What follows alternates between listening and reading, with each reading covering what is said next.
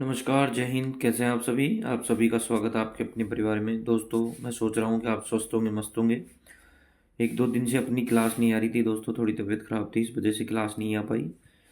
दोस्तों, आज अपन पढ़ेंगे मापन यानी मेजरमेंट, कि किसी चीज़ को कैसे मापते हैं और क्या क्या उनके जो मापन के यंत्र होते हैं वो सारी चीज़ें देख। ठीक है दोस्तों, देखिए भौतिक राशियाँ क्या होती है ये भी चीज़ देखेंगे अपन। भौतिक राशियाँ यानी फिजिकल क्वांटिटी, वह राशि जिसका मापन किया जा सके भौतिक राशि कहलाती है। जैसे कि ऊंचाई और तापमान।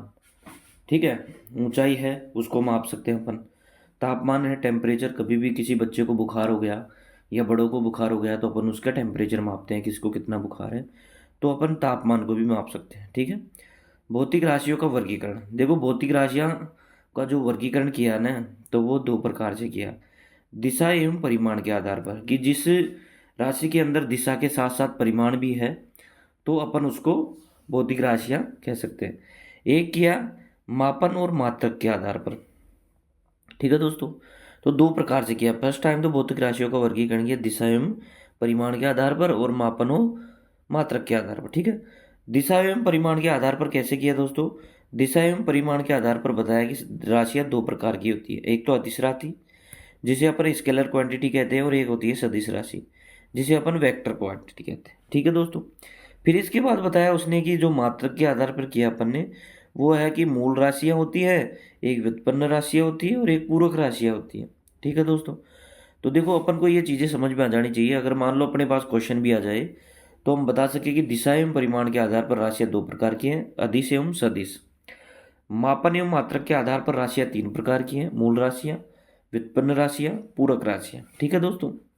इसके बाद अपन देखते हैं, देखो मूल राशियाँ क्या है।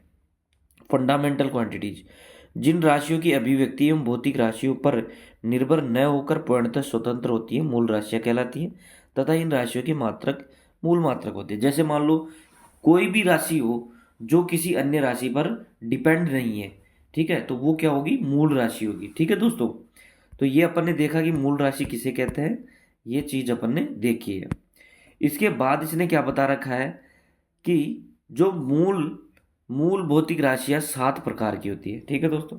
इसने क्या कहा कि मूल जो भौतिक राशियां वो कितने प्रकार की होती है? सात प्रकार की। फर्स्ट होती है लंबाई, सेकंड होता है समय, थर्ड होता है ताप, फोर्थ द्रव्यमान हो गया, फिफ्थ हो गया विद्युत धारा, सिक्स्थ हो गया ज्योति तीव्रता और पदार्थ की मात्रा। ठीक है दोस्तों। तो हम कभी भी हमारे पास क्वेश्चन आ गया, क्वेश्चन आते ही अपन कह देंगे कि मूल मात्रक जो है, मूल जो भौतिक राशियां हैं वो कितनी है दोस्तों? सात। अपन कितनी बताएंगे? सात। हमेशा सात रहेगी, कभी भी चेंजेस नहीं है ये। ठीक है। फिर बात आती है व्युत्पन्न राशियां। मूल राशियों की सहायता से व्यक्त की जाने वाली राशियां व्युत्पन्न राशियां कहलाती हैं। ये राशियां मूल राशियों की तरह स्वतंत्र नहीं होती हैं, बल्कि मूल राशियों पर निर्भर होती है। दोस्तों, ये कहना क्या चाहता है कि अपन इसको, इन राशियों को किसी से व्युत्पन्न व्युत्पन्न नहीं किया जा सकता।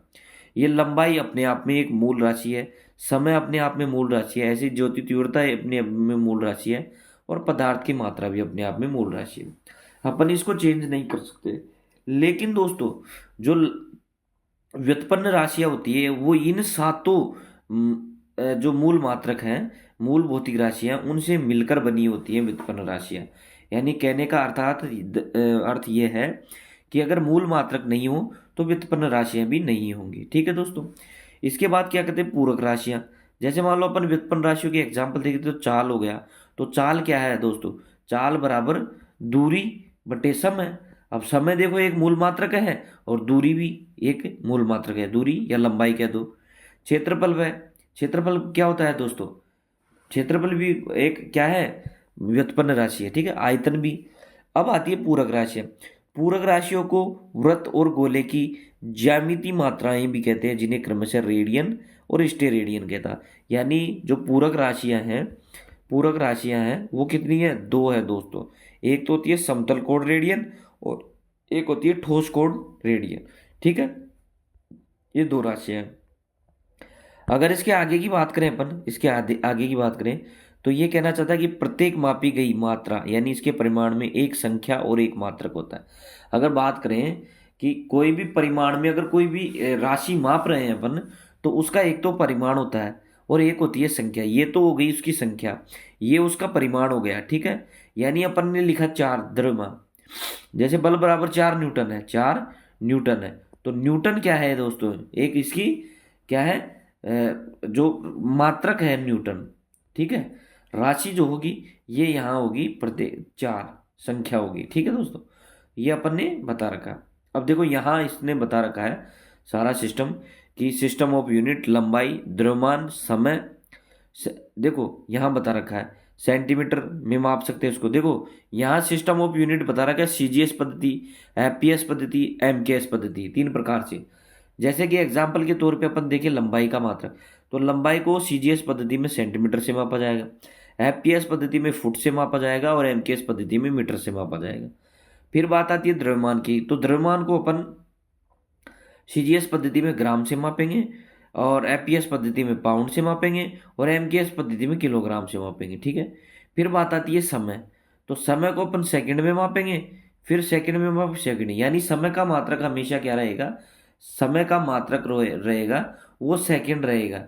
सेकंड क्यों रहेगा दोस्तों, क्योंकि हमेशा जो समय का मात्रक सीजीएस, एफपीएस और एमकेएस पद्धति में समान ही रहता है। ठीक है, अपन एसआई पद्धति में मूल मात्रक की संख्याएं 7 होती है, तो इन मूल मात्रक को देखते हैं। देखो यहाँ सिंबल आ गया एस, एस का मतलब हो गया सेकंड, सेकंड का मतलब हो गया समय। ठीक है दोस्तों, जो समय है उसके नेम क्या है, सेकंड है, उसका सिंबल क्या है, एस है दोस्तों। फिर बात आती है लंबाई, लंबाई को मीटर में मापेंगे। ठीक है दोस्तों, जिसका सिंबल एम हो गया।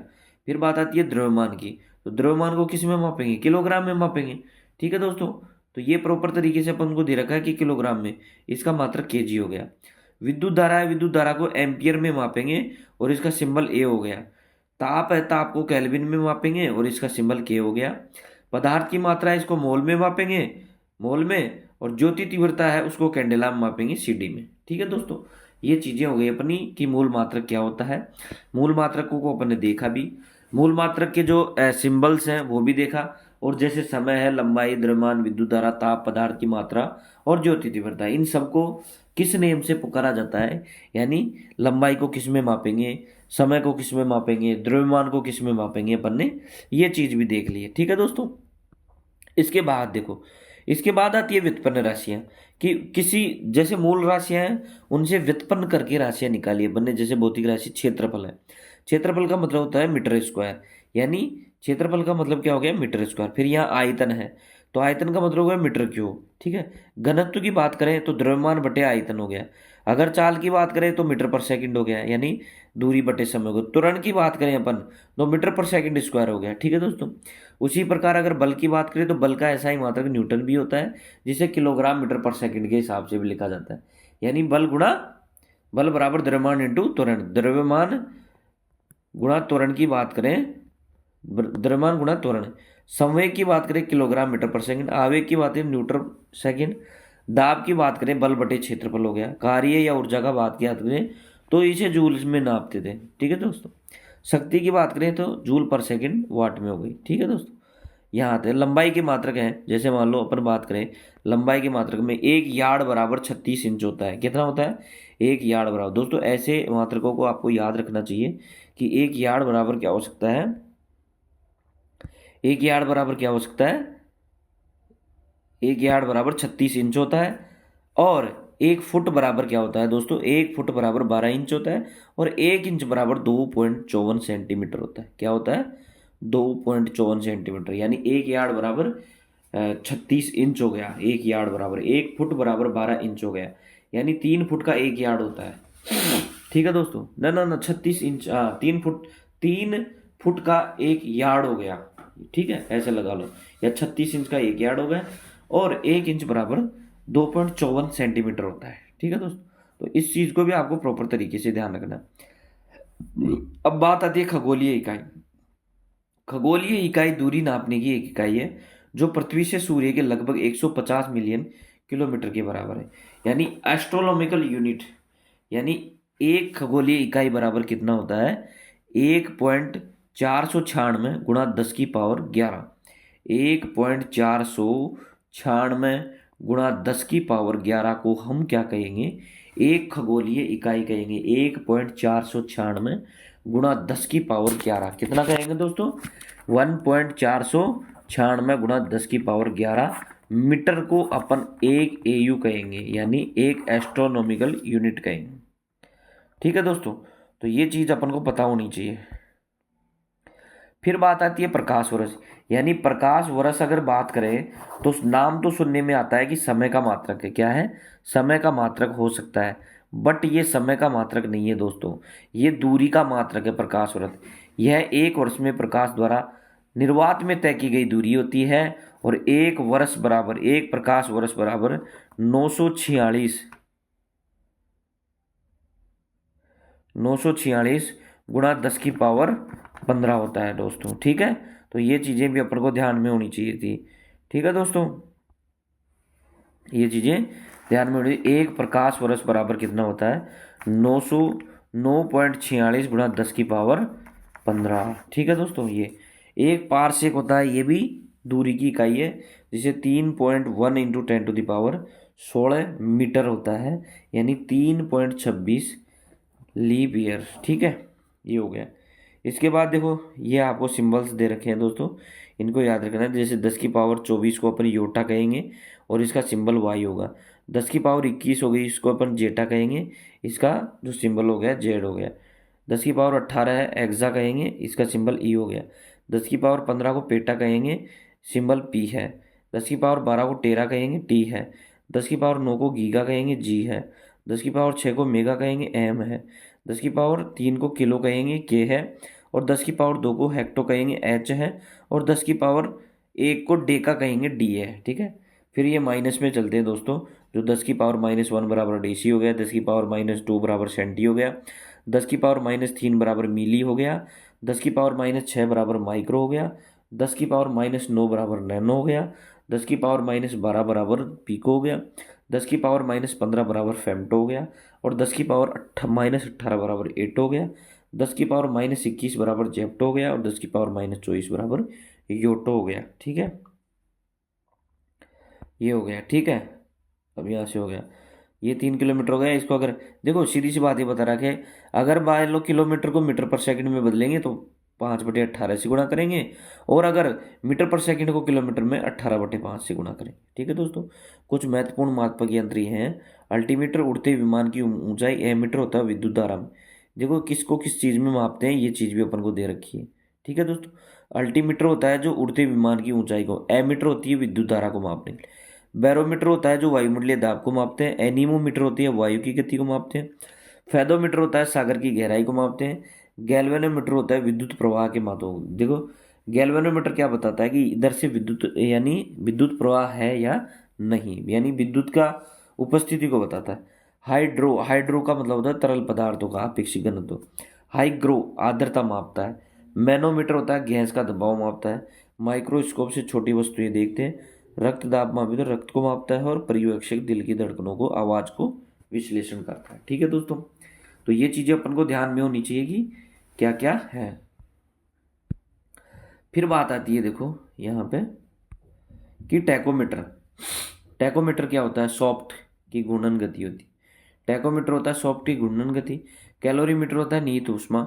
लैक्टोमीटर दूध की शुद्धता को मापता है, और विस्कोमीटर तरल की शांतता को मापता है। ठीक है दोस्तों, तो यहाँ देखो डायमेंशन दे रखी है, विमा भी दे रखी है हमें कि विमा कैसे निकालते हैं, ये सारी चीज़ें अपन को दे रखी है। ठीक है, अब देखो यहाँ पे अपन को विमाएँ दे रखी हैं और इनकी भौतिक राशियाँ भी दे रखी हैं। तो मैं आपको थोड़ा सा बता दूँ इसमें, जैसे वॉल्यूम है, ठीक है, आयतन, लंबाई गुणा चौड़ाई गुणा ऊंचाई, L की पावर 3 हो गई है। ठीक है, मीटर क्यूब इसका हो गया। ठीक है, विस्कोसिटी होती है speed, distance upon velocity, distance upon time. तो ये सारी चीज़ें अपन को बता रखी हैं जो भी है। ठीक है दोस्तों, इसके बाद देखो यहाँ अगर अपन देखते हैं ना, तो देखो, किसी पिंड को ऋणात्मक आवेश कहा जाता है यदि वह इलेक्ट्रॉन प्राप्त करता है। किसी पिंड को धनात्मक आवेश कहा जाएगा यदि वह इलेक्ट्रॉन खो देता है। ठीक है, विद्युत आवेश की इकाई क्या होती है? विद्युत आवेश को निरूपित किया जाता है ई या प्रतिकूल। विद्युत आवेश की मात्रा व्युत्पन्न एसआई प्रति कूलम, ये एक अदिश राशि है। ठीक है, ये बता दिया इसने। और फिर बात आती है धातु और भारी युक्त इलेक्ट्रॉन होता है, ये हो गया। ठीक है, ये हो गया। उसके बाद दोस्तों अपन इसकी चीज़ की बात करें विद्युत धारा की, तो इलेक्ट्रिक करंट की बात करें तो इलेक्ट्रिक करंट की अगर देखो मान लो अपन कल ये चैप्टर करें कन्फर्म तरीके से तो ये हो जाएगा। ठीक है दोस्तों, आज के लिए इतना ही काफ़ी है। और दोस्तों चैप्टर को लाइक करो, क्लास को लाइक करो, सब्सक्राइब करो, शेयर करो। जय हिंद दोस्तों।